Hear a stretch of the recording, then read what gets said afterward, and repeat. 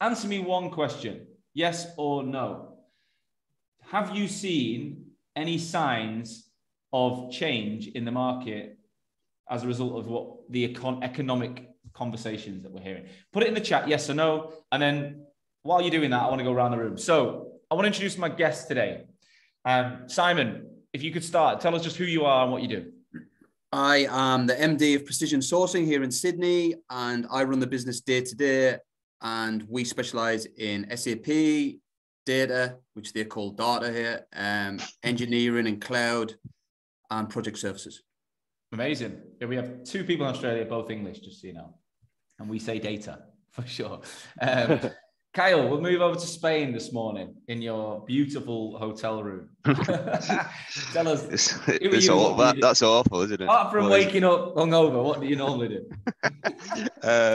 So I'm the founder of Orbition Group. We're a kind of specialist talent solutions business that operates exclusively within data and analytics. So that's it. We work across the UK, Europe, and the US at this moment in time. Wicked. And you started in the pandemic, right? 2020. September 2020. Yeah. God, that's gone fast. I remember when you messaged me. Ryan, do us a favor. Yes. Who you are and what you do? Yeah, so Director of Creative Natives. We're a recruitment agency across creative, digital and marketing based in 3 states now in Australia and soon to be launching in the UK. So. Amazing. It's usually the other way around. It's not typical you come to the UK. I've got an American recruitment client as well who moved from New York to England, opened up in the UK, and we were all baffled. We're like, everyone's going the other way. Cool. Guys, just reading the comments. Panelists, can you see the comments or not? Yeah. You can. Right. So we're looking at, you can tell I don't do many panel conversations. I haven't got a clue if you even read the comments. But we're basically getting a pretty clear resounding no on the changes in the market, which is brilliant, right? Guys, just to set the tone of this conversation, I am not here to sprout scaremongering recession chat. I do not want the recession as much as anyone, right? What the point of this is, the amount of conversation and obviously the crazy interest rates from the Bank of England, there's stuff going to change. There's no doubt. Hopefully it doesn't happen to be a major change for recruitment. I don't think it will actually. But if it does have any impact, I thought it'd be useful to invite you to listen to 3 of my strong relationships, clients, people I've worked with who I'm really proud of to say that they're doing some amazing things online, and see if we can give you some thoughts and ideas around how you could better position yourself. Because I believe that, would you guys agree, Kyle, Simon, right? Would you agree it's been pretty easy for the last 12 months or so? Like it's been difficult in terms of candidate control, but in terms of just hitting records and making money, it's been relatively easy compared to the past. Yeah. In terms of inbound work and sourcing vacancies, which is kind of what we as recruiters we love, that has been, like, I've never known it be as easy. But in terms of sourcing candidates and being able to close them and get them over the line, especially after they've signed a contract and then getting them to start in 4 weeks, I've never known it be more challenging in the last 6 months. So there's difficulty at different points of the process, right? So if we talk about, there's 2 things that are likely to happen in a recession: is that his job flow will dry and that candidate confidence will drop. So they'll be even less likely to make a move, right? So what I want to talk about is how do we think we're going to address it and what would happen? So first question to you, Simon, again, what are you seeing in your own business? Any changes? Now, we track vacancies every week, and when our fill ratio, we're paranoid about that. Like, we've got a really strong job to fill ratio, and our vacancies, we had 1 week, I think, where it dropped off, and it was like, and it was just when all of this noise about recessions and stuff, but it was just kind of like that start of the new financial year where people, school holidays and whatnot, and people kind of refocusing, but we've seen no drop off whatsoever. We did, and I'd encourage others to do this as well. We looked at our top 20 to 30 clients, and a bit of a project said, right, in the next 6 weeks, let's get in front of kind of the leaders of those businesses and find out what they're seeing and what their plans are for the next 12 to 18 months. And I reckon about 80% of them were fairly bullish and positive. So, the sentiment from our side of things is positive right now. And I think it will be naive to think, though, that it's always going to be the same. Like, it's got to come off at some point. So any of the stuff that we talk about today, it would just be kind of a good proactive thing to be doing to kind of, I suppose, recession-proof yourself. Yeah. And what about you, Ryan? What are you seeing? Yeah, look, much the same. I think, yeah, speaking with clients, there's definitely still, a lot of ambition to kick on. So I don't think there's any slowing down. And, we began the business, pretty much, during the dark days of COVID. And I think that, if there was a drop off, and sort of maybe jumping ahead a bit, I think, we've been there during the dark hours. So we'd probably just repeat exactly what we learned from the academy and just do it again, I think. Amazing. Kyle? Yeah, much of the same, mate, really. I think, outside of funded startups or big tech businesses, everything, the general market has been as bullish as it has been. So we've not seen any drop off. We've had a couple of, Series A or B startups that their stakeholders are now kind of saying, hang on a minute, let's just slow down. But I think, those type of businesses probably over leveraged a lot, trying to get ahead with the whole digital transformation conversation through the pandemic. So a lot of them took a lot of investment and now naturally are a little bit worried about that. So, but that's the only kind of demographic of client that we've seen any kind of noise about slowing down. Well, yesterday I spoke to a client who runs a really big pharmaceutical agency, and she said they're using the phrase normalizing. They think it's been bonkers for the last 18 months. It's not been anything like the recruitment industry's ever seen. So it's not going from good to bad, it's going from like ridiculous to normal. That's the kind of and I like that terminology, normalizing, because it will correct itself. It has to. Mm-hmm. So if we talk about personal branding then, and we look at building brand and being present on LinkedIn and trying to raise the awareness of your profile. Kyle, why do you think it's worked for you? Tell us a bit about your experience. Why has consistently adding value to LinkedIn worked for you? That's a really good question, mate. It's not something I've actually thought about too much before. So I think with all of this stuff, right, as you said, it's about adding value. And I think it's giving you a platform to be credible. Because I think, if you think about it logically, in the past, before LinkedIn and all of that type of stuff, my kind of tactic was just get me in front of as many people as possible, right? Because I know that once I get there, I'm good enough at the job to show that I'm credible and blah, blah, blah, blah, blah.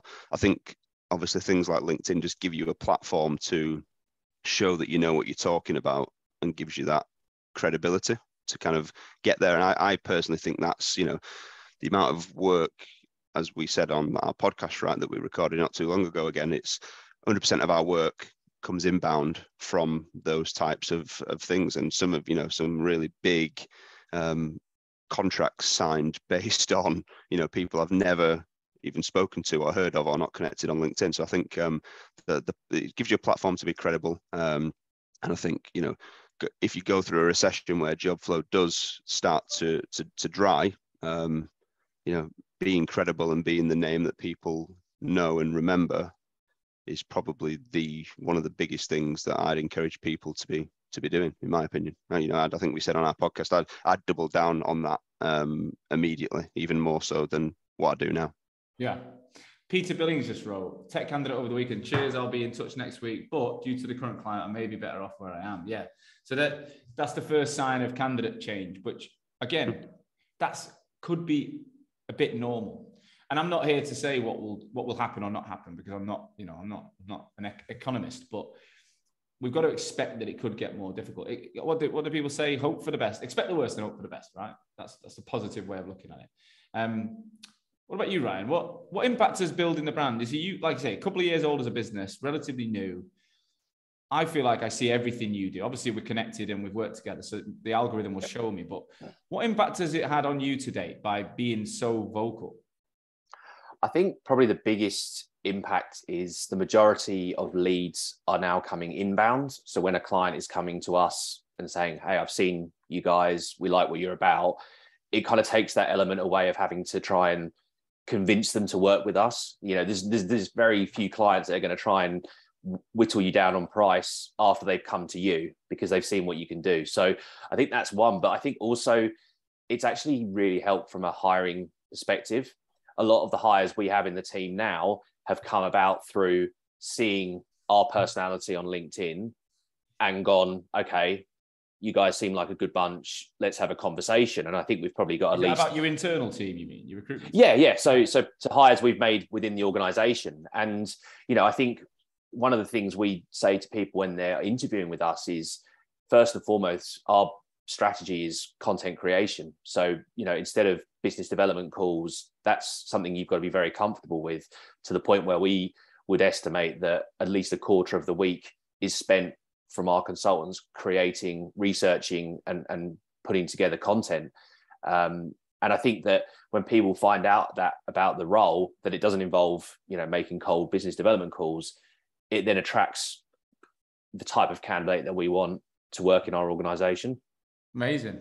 It makes life so. I went to a meeting yesterday, and it got booked in by one of my team, and I didn't recognize the name of the company or the people. I went to the meeting, and this guy was just like, listened to every rag episode. He knew about the fact that I had stepkids, and he's got 2 stepkids, and he was straight away on it. He was like, how are you feeling about this, and that? And we had this chat for 10 minutes about step parenting. And then at the end, it was like, so let's talk about your business, right? And it was just so much different than having to go out. And to be honest, I would never now want to go out and have to convince someone to work with me. I just think there's just better ways to do it.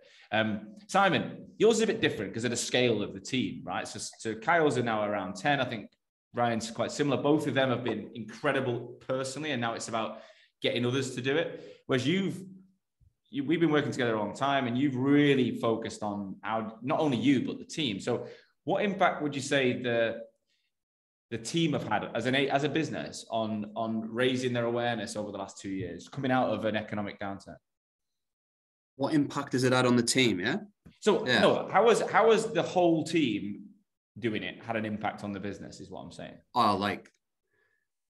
It's just, I'm guessing everybody on this call has brushed their teeth today. It's just become so normal. It's just like brushing your teeth, and it's so embedded in our culture because we just have wins off it every week, and we share those wins, and it's just had a massive impact. And, we've hired a lot of rookies in the last 12, 18 months. And I would encourage anybody who's hiring rookies to get them on the program and get them doing it, embedding it, because it's a really kind of fast track way of getting their profiles elevated and getting them out there. Like, the impact has just been unreal in terms of new clients, inbound candidates, inbound clients. Like, we've got so many examples of, there's one client worth hundreds of thousands of dollars to our business they use us on a retained, and it's just off this stuff. And it's just a no-brainer for us now. It's like brushing your teeth. How has it actually happened though? Because some people won't understand it. So the end result is brilliant. We get a client, right? But what's the bit in the middle that people don't get? The bit in the middle, it's like the gym. It's consistency. It's like you don't look like Chris Hemsworth by visiting the gym for a week or a month. It's like you've got to commit to it for months, years, kind of in your mindset, and then all of a sudden you'll get a surprise, and you got what I think Ryan was saying, you've got to put so much effort into that content writing and keeping it fresh and making it part of your culture. It should be in your job descriptions. If people are going to get promoted, it should be in the promotion criteria. They've got to show evidence of doing it. And you've got to really manage people's expectations and say, this is part of our business and we're going to do it every day. And it only takes 15 minutes, but you've got to put time and effort into creating this content, and you've got to help them along that way and lead from the front and make it part of your culture ultimately, but manage their expectations that it won't happen overnight. And then when it does happen, they get a surprise. But when people do get those small wins, share it so they can see it. And then it just starts to snowball to the point that we hardly discuss it even now. It's just deeply it's part of the business and culture. It's what we do. It's about kind of how we can tweak it to a certain extent. And I think the exciting and opportunity part of it is, if we do go into a recession, LinkedIn's never been in the format that it is today during a recession. The GFC, LinkedIn was still that kind of stuffy corporate people kind of looking at these bullshit job titles that their old colleagues are giving themselves type of thing. Do you know what I mean?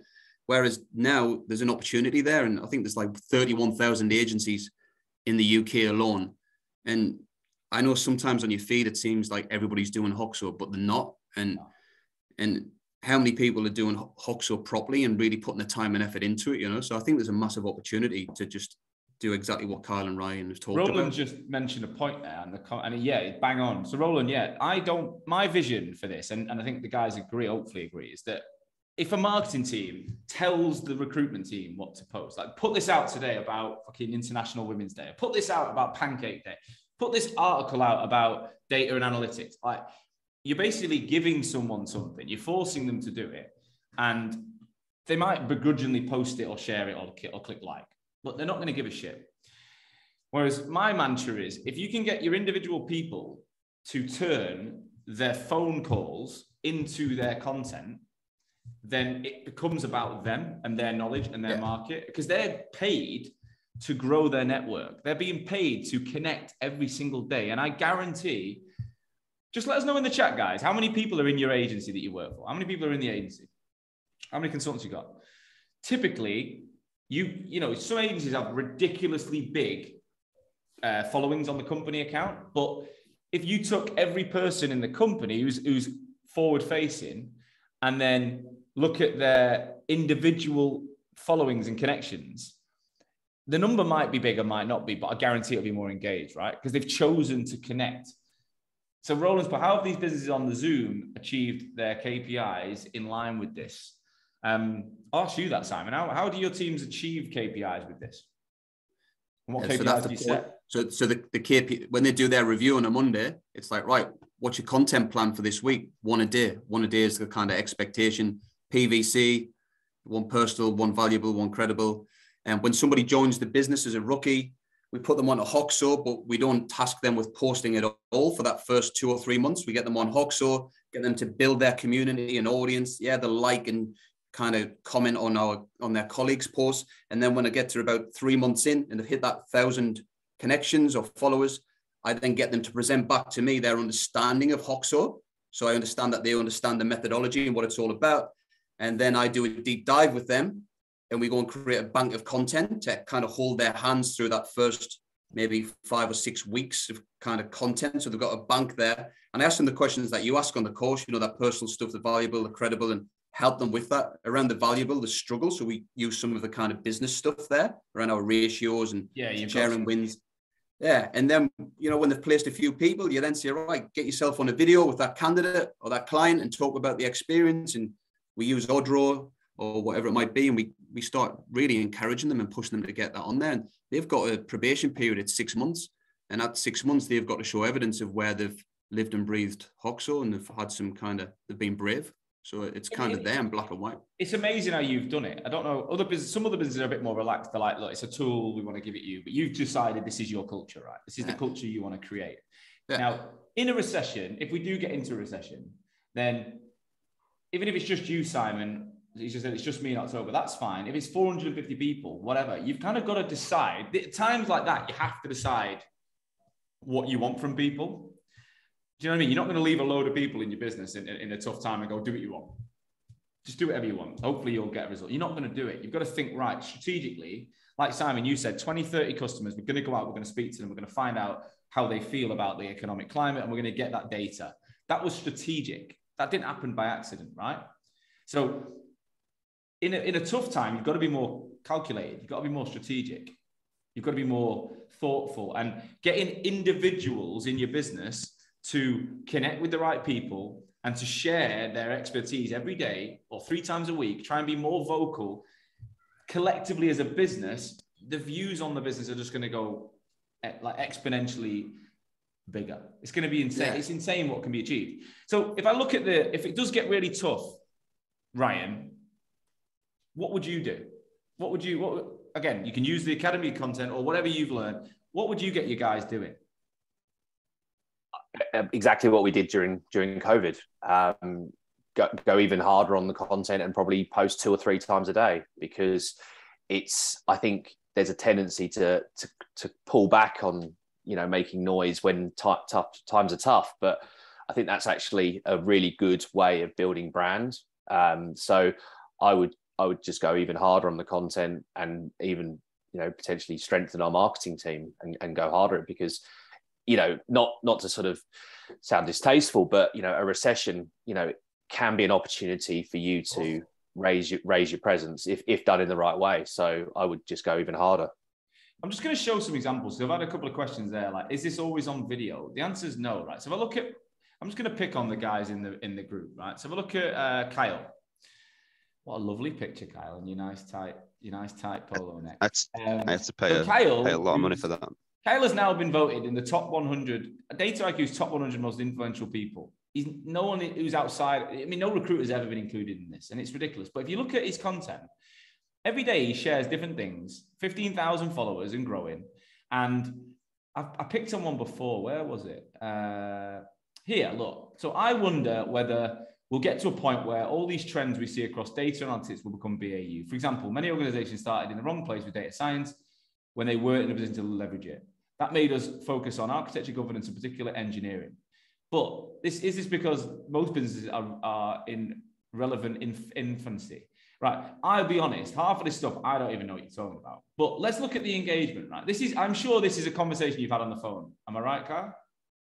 Yeah, this is just like, a general hunch from me on, what's happened in the market and what I kind of just kind of logical. Data tableau pragmatist, data and strategy, chief data analytics privacy officer, solution architect, chief data scientist, head of data in an insurance firm, vice president, bridging the gap, C-suite data science, head of analytics. It says it all, right? So Kyle's put out his thoughts based on his conversations, based on his market knowledge that I couldn't write about because I'm not Kyle. And the people that engage are absolutely bang in the market of what Simon. So if Simon doesn't know these guys, which I imagine he knows Dylan and Edosa. Kyle, I think it's Kyle, not Simon. Say that again. Sorry, Kyle. Yeah. If Kyle knows these guys, great. I'm sure he can create a more detailed conversation. If he doesn't know them, Kyle, how easy is it for you to DM someone like Edosa now and start a conversation if you didn't know him before?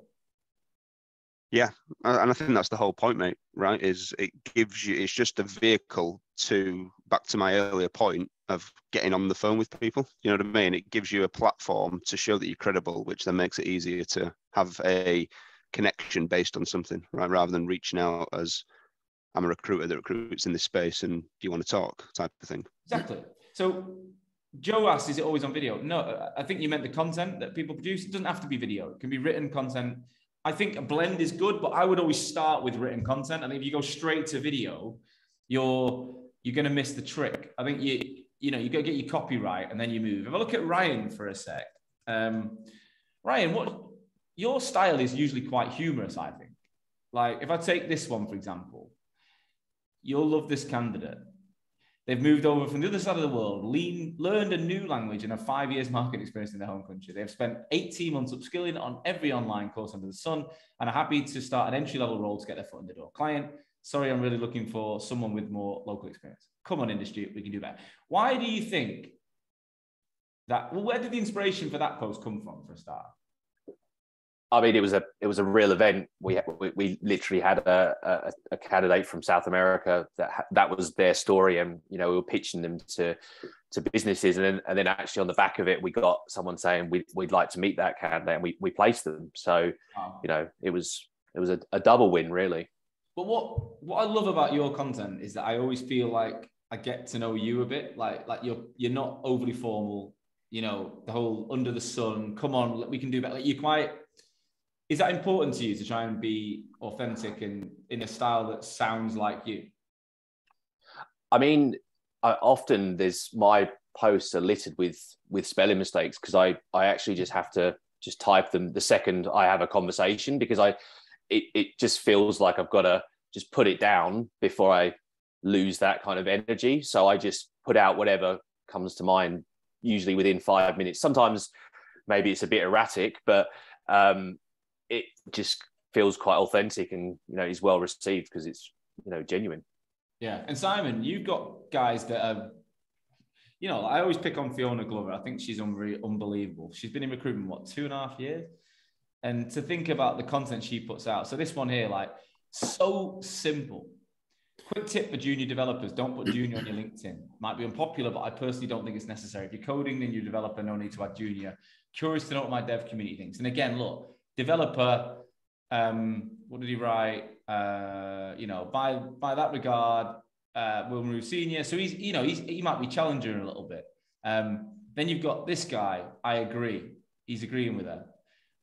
Do you work with Zendesk, Simon? Because if you don't, Ricardo 100% backs her attitudes. I'm sure there's a relationship to be built there. software engineering team, 2 years into the job. How do you get, and again, how do you get someone like Fiona, who's not got years of experience and grey hair and all the war stories? How do you get them to turn themselves into someone who can stand out and engage, people who've been in the market for 10, 20 years? It starts with the interview and letting them know kind of what Hoxo is all about and how committed we are to it, and the expectation that if you join, we're going to invest in you on this and we expect you to get on board. So we've had one or two where they've said, no, that's not for me. I'm not doing videos and whatnot, and they're not right for us. So I think it starts with the interview. But I'll tell you what Fiona is now doing to take that to another level, and others on here can steal it as well, is CRMs are full of the graveyards, if you like. There's candidates on CRMs that haven't been spoken to in years as well. So she's going through those posts, those valuable little snippets like that, and she's putting together those kind of 30-second, 1-minute blogs. And then she's putting a video in there, like an audio video, and a link to a kind of book a call with me and the live jobs link. And then she's going to fire that out once a week via an e-newsletter on the CRM as well. Wow. So she's using the same information and recycling it in a different way. Yeah. And she's going to go back over the last 12 months and she's basically got a bank of content there. Eh? And what words would you use? Would you say people would use to describe someone like Fiona in the market? What words would they choose to use? What, you're asking me what I would use to describe her? I would say, what do you think candidates and clients would say about her in such a short period of time? Just different. Like, she gets so much of that. She'll do those videos, where you drop a video into the inbox on LinkedIn. She does that. Like, so her marketing, she'll do an hour of that a day, just videos straight in. And she sends me the replies, and it's just, everything is just, that's so different. That's so unique. Never had that before. Wow. Wasn't expecting that. So many meetings off the back of that. Amazing. But I mean, when I read from her, I see expert, I see credible, I see, I just see someone who, like, I would reply to a message from someone like her or any of you guys, because I'm like, I'm probably going to need you guys down the line. If I'm in this market and you're so vocal and so present, I don't really want to ghost you. I'm going to, like, you did a post about it, Ryan, like your black book and how treat recruiters like a career coach. When you're seen as someone who's a genuine partner to the industry, to the network, people are less likely to want to ghost you, because they're like, well, even if they just say, no, thanks, Kyle, no, thanks, Fiona, no, thanks, Ryan, no, thanks, Simon, they're keeping you on the good side. You're actually valuable, as opposed to just being that one recruiter that reached out about one job once, which is what the fucking industry is littered with.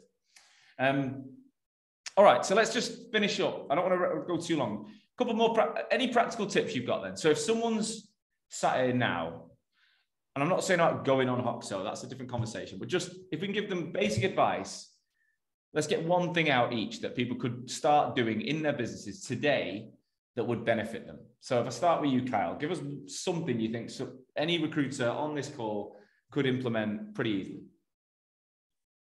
God, there's so many things, mate. So I think, well, first of all, as a given, you've just got to do it, right? So consistency. So that's just like a prerequisite. I think other than that, then I would, if you haven't been posting, I would think about what are the 5 to 10 things you've been advising clients and or candidates on, whoever is more relevant to your kind of target audience, and create some posts that you can put out over the next few months that basically is you putting that advice back out to many people, right, rather than it just being that one phone call. That's why I try to get my team to to focus on, because I think a lot of people, and I'm sure Simon and Ryan will feel the same, when they start in the industry and we're asking them to work this way, it's often, I don't know what to post. It might feel a bit forced. Do you know what I mean? So like, we just try and get them. Yeah, exactly. It's like, well, if I was the client and you're talking to me now, what would you be saying? Right. That's the stuff that you need to find a way to articulate, right? Amazing. Simon? I would, over the last 2.5 years, every single client and candidate you've placed with, run a survey, understand their pains and ambitions. And then when you've got that survey back, I'd get your kind of team in a room and wipe clean the diary for half a day and just create content that's going to tap into those pains and ambitions and bring value and kind of help them, and start smashing that out. It's just about being fucking useful. So how useful can you be? You know, like Free today, value, I'm trying to be useful. That's the whole point of this. Amazing. Thank you. Ryan? I think just encouraging your team to bring their personality as well to content. I think there's a misconception that, you know, LinkedIn has to be all prim and proper and adding value and stuff. But I mean, this is very relevant for our market because we're in the creative space, but actually a bit of banter goes a long way on LinkedIn. It doesn't have to all be serious. I've got a girl in our team who will make songs up and fit lyrics in to do with our industry. You know, we've got one guy who does loads of memes, you know, so I just think that you can't always be all that serious, because actually people generally do want to be made, you know, feel good and have a laugh. I mean, it's not always the case, but I think mix it in and mix a bit of fun and value, then I think it's a good way to go about it. Where I see it going really wrong is when a company like it goes beyond where you are, Simon. You're saying we want this output. They control the output as well. We want you to post this on this day about this. And it becomes a fucking serious factory of boring content. And it, you know, they have them social media rules that you can't talk about and it has to be checked. And it becomes a bit laborious, I think. Yeah, you got to trust them and also understand there'll be mistakes and give them some guidelines in terms of like some advice around trolls and whatnot and that type of stuff. But if you just got to push them to be brave, really, and understand there'll be the odd cock up and mistake, but that's fine. 100%. So just to round this up, guys, if you don't understand by now, right, the point of personal branding is to take the conversations you have internally with your clients, the knowledge you have, whether it be basic knowledge or detailed in like really interesting market stuff, and just put it out there. Take it away from being a one-on-one conversation on the phone or in a meeting and scale it to thousands. Like Kyle said, when you, guys, just yes or no in the chat, would you be confident that you and your teams, when you get an opportunity to talk to a candidate or a client face-to-face on the phone, you typically do well? Do you normally do well when you're in the room? Yeah. So it's getting more opportunities to get in the room. And especially when it's difficult, that's all we're looking for. Raising our awareness, adding value, showing our personality, and then working it to get more opportunities to get in the room. Okay, does anyone showing have yourself as the guide? I think. What's that? It's showing yourself as the guide. Yeah. So like on LinkedIn, you don't need to be. It's not all about you, but if you can position yourself as someone who can help others, simple, right? So, guys, has anyone got any questions for these three legends who've given up some time to help us? Has anyone got any questions before we wrap this up? Any specific questions at any specific panelist? This is where people either don't answer or they take the time to type, and I just look at the type and I'm looking, going, anyone? Been really useful, guys. If you've got no questions, could you let me know yet? Like, has this been useful? Right, Paula says, how many times a day would you recommend posting? I'm going to ask Kyle on that one. What do you do? So I do one a day, mate. Sometimes more. I'm just consistent with it. It's minimum one a day for me. I don't think there's any hard and fast rules on that necessarily. If there's, probably similar to what Ryan said earlier, right? If there's something that comes to mind, there's a lot of times I'll be on a call and that's a post and I'll write it down at the back of my book, a little content idea, and sometimes you just need to get it out. So I don't think there's any hard and fast rules, but I think consistency is king. Yeah, I think my whole model is minimum 3 times a week. Ideal is about 5 times a week. I think if you go above once a day, it can be quite difficult. Do you guys edit posts or does it break algorithm? Heard it's best to delete and repost. Personally, Peter, I always edit and I've never seen any issues with that. I literally just click edit. Anyone got anything to argue with me on that one? Like if you spot a problem in your post, do you delete it and redo it, or do you just click edit and tweak it? Just edit. Just edit. Yeah, same. Simon from Roland, how long did it take you to embed this culture? We're trying to increase the number of posts by everyone, but it's a challenge to embed. Roland said it. I'll just on that one. We did for a while use a plugin, a paid called Shield, which I think we kind of almost gamified it within the organization, which I think was a really useful step. So it was very clear. It was almost like a leadership board in terms of likes, engagement, and whatnot. And one of the guys hit 1 million views on a piece of content, and that was the game over, basically. So, but yeah, there's definitely tools where you can measure it and then have a bit of a competition internally about it. Yeah. We have got a lot of questions coming in now. Simon, question for you then was, how long did it take to embed that culture? It's like 8 weeks. I went on the academy first, and as a leader, I was doing it. And then I chopped up the academy I watched Sean's session the next day, create my own PowerPoint or whatever, educate the team on it and get them to follow. So we had this big kickoff meeting. I was like, this is good. And kind of off we went. So I reckon 8 weeks, and they got on board with it. They've got like a good open mindset. They're not a fixed mindset kind of type of people. They've got a good attitude. So I reckon 8 weeks. And then like Ryan said, as soon as somebody got a win or something, that was it, celebrating that. And I think we have a sales presentation every month, and we have kind of this Hawks award every month for the person that's done something. So it just became, I would say it's not about the time it takes. It's about making those changes internally to your job descriptions, to your promotion criteria, to your sales presentations, and just, if something happens with a client or a candidate saying that's a Hoxo post, just those sorts of conversations, that's a Hoxo post, get that out. And maybe once a week, having a session with the team for half an hour where you're discussing your wins and you're discussing ideas for content. Simple. Yeah. And this was before we had the academy as it is now, where I coached teams. But then I only coached individuals like you guys. So you had to go away and do that then. But what you did was probably one of the main inspirations for the change in our model. Jess said, what's the best time of the day to post so you can get the most engagement? Jess, I will answer that and just say, again, no scientific hard and fast rule. I do in the morning, mainly because it gives me the whole day to then get on with my job and gives the whole day of people to see it. But if you're not posting consistently all the time, then it's a bit like passing your driving test and worrying about the horsepower in the car. Like, just get out and drive. Like, don't worry about it. Julie, do you encourage the teams to mix in marketing and corporate content with posts? I'm going to say, I would say yes, but put their own spin on it. I think if you're just giving them the words and giving them the content, it always comes across wooden and dull. Would you guys agree? Yeah, you want them to put their own personality to it, Julia. If you're just giving them something to put out, it never does well. How long was it before people started to see traction in terms of business opportunities coming through regularly, Andrew says.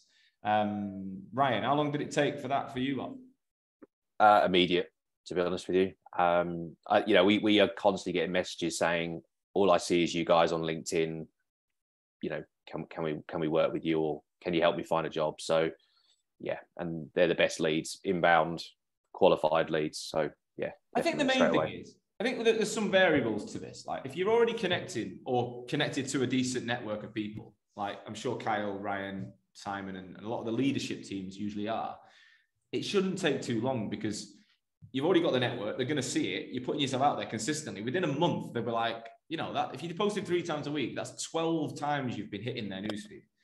If you're brand spanking new to recruitment, then like Simon says, you want to get at least 1,000 connections first. You want to try and build up a bit of knowledge on the phone before you go and try and get to this point.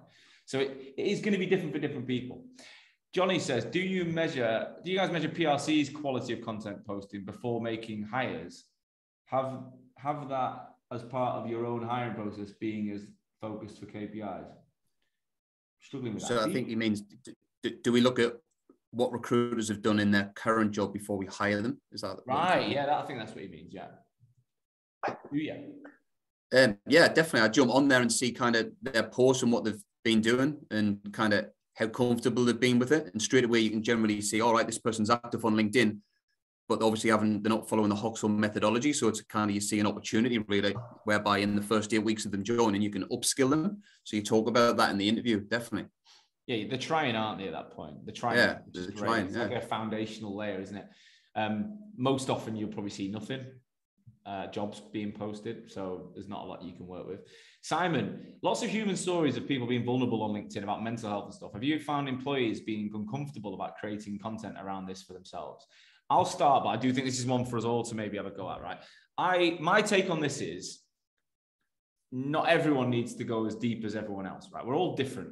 So like, I am happy talking about my struggles with divorce or getting married or certain topics. I'm quite an open book. I always have been, whereas other people are a lot more closed. So I would say that being personal on LinkedIn doesn't have to be as deep and dark as that. It can just be, could be that it's like, your wife's birthday and you're out and you're proud of her. It could be that Simon, you did one about your son winning an award. There was a picture of you and him, and it was wicked. It doesn't have to be so deep, but being human is usually about, I look at it like, what's going on in my life right now? And then what we would encourage people through our strategy is to step out of their comfort zone a little bit. So someone who's really closed, going to their deepest, darkest depression secrets is probably not realistic, but maybe them opening up a bit about their hobbies and interests in life will then encourage them to be more open. Simon, would you take anything like that? Because you've got more people to work with. Yeah, you kind of want them to get comfortable being uncomfortable. So you've got to encourage them, but you don't want them, like, you don't want to push it to the point that they're going to be just riddled with anxiety and hate their life and their job type of thing. So it's about just small steps, small wins, and saying well done, and they get traction straight away. That personal stuff, when they do open up, generally it goes off, doesn't it? Because people can relate to it. So they get the dopamine release and kind of the hits and all that, and then they're fine with it. So I think it's just, you want them to be uncomfortable, but you don't want them to be freaking out. What about you, Kyle? So I personally think, mate, there's a bit of a balance to this. So what I've found, I guess, to try and answer the question specifically is, I found that most people with less experience are more comfortable posting personal things than they are about the market, because they probably have less anxiety about what I'm going to, is what I'm saying right or wrong, or are people going to think I look stupid or whatever? Because if it's about you, right? And no one can take that away. I guess the flip side of that is what I've always tried to encourage is like, look, you can post a picture of your dog on LinkedIn and it'll get fucking 200,000 likes, right? That's great. But if that's all you ever do, the people that are liking it, it doesn't give you an opportunity to engage with them, because the person that likes your dog, I don't know, works at Asda or something. Do you know what I mean? Like, it's not market specific. So there's a balance of, yes, you need to show your personal side and, be funny with it and all of that type of stuff. But equally, I think it's about getting the balance right so that the other stuff you are putting out is related to your market. A really easy way of looking at it is like a conversation on the phone or in a meeting, right? You probably spend 5 minutes at the start going, how was the weekend? How was your holiday? Chatting about stuff. And then you go right into business for 55 minutes. And that's how I see it. Kay's asked the question, what's the ratio? 1 a week is enough, I think, in this space. I know people, I'm not going to name them, who lean the fuck on it. And they're every day, they're deep, they're dark, they're crying, they're this, they're that. And they get shitloads of engagement, but they make no money. I guarantee they're not doing well financially or business. They're fucking useless because they're obsessed with dopamine. And actually, why would you want 1,000 likes a day? I've seen some of your posts, Ryan. It's a fucking effort to go through it. It's a proper job the next day. Like, I don't necessarily need that in my life. I want to engage recruiters, my market. And I know now, if I post, it's Henry's 3rd birthday today. I'm not going to post about it, but I could. Henry's my French bulldog, right? I know I'd get loads of engagement. And I know 80% would be recruiters, Kyle. It would be the right people because they watch me that often. They're the people that follow me. I'd always get some weird and wonderful people outside who just love French bulldogs, and I get sent shitloads of them. But that's the balance, mate, right? That's the balance, because you've worked so hard for so long to get those people into your market. Like when you're first starting out and your network is, slim pickings, you don't want to build it in the wrong way by posting personal stuff non-stop, because then you just attract people from all, different places and walks of life. And people do, they get too comfortable with that and they want dopamine and nothing else. Right, I'm going to wrap this up because I'm worried about time. But final point to make. Mark says, Simon, get comfortable with being uncomfortable. Completely agree with this. And surely this is just the same as jumping on a sales call, cold call for a lot of people. Yes, the answer is, Mark, you are bang on. What none of us in this room are saying is scrap traditional recruitment techniques. We're not saying making phone calls is dead or any of that. What we're saying is, if you add this layer on top, if you are opening your mind, your thoughts, your information on LinkedIn, if you're sending out innovative video messages, if you're being a bit more creative than everybody else, while still maintaining the core of what you do, you're going to be in a better position, especially when markets get tough, okay? Because that is when purse strings tighten and people will be more selective with who they give the work to. And if they're seeing your brand 3-4 times a week, that you're going to be front of mind. Everyone else is just scrambling to pick up the phone. You're going to be like, well, they already know who I am. All right, guys, thank you so much. Kyle, Simon, Ryan, legends as always. Absolutely, guys, if you're not connected to these people, please do connect to Kyle Winterbottom, Simon Hare, Ryan Kelly. They are three of the best on the planet in our sector at what they do. Guys, final thing is, first question to you is yes or no, has this been useful? Have you enjoyed it? Second question is, would you, if you want, I'm going to open up a small group. I think we'll have about 20 people on the 18th of August. So it's next, I believe that's next Thursday. My month is mental. Let me just have a look in the background. I think it's Thursday, UK time at 10 a.m. And what I'm going to be doing, we're going to be emailing every single one of you that's registered in the next 24 hours and inviting you to sign up. And what it's going to be is me in a room, on a small intimate room like this with you guys, where you can ask me anything and have a full hour to talk about it. So any questions that you've maybe not been able to ask because you're in, there's a lot of us here, we're going to have a more intimate session. And I'll also be able to genuinely look at your own profiles and give you my opinions on what you're doing. So I can dissect your posts. Just give me a shout, yes or no, if you'd be keen to join us for that session next week. It's free. It's just it's more of an expansive conversation and about you rather than about us. If you're interested in that, then please watch out on your email because you're going to get that coming through in the next 24 hours. All right. I'd love to see you on there next week. Guys, thank you so much. Would this still be useful even if we are not? Yeah, why not? Why not? Turn up. Guys, thank you so much. Legends on the call. Thanks everyone who's made the time. I hope you are thriving and best of luck with what's going on in the next few months. My gut feeling is we're going to be all right. But take care and we'll see you all soon. Cheers. Bye. Cheers, guys. Cheers. Bye. Bye. Bye.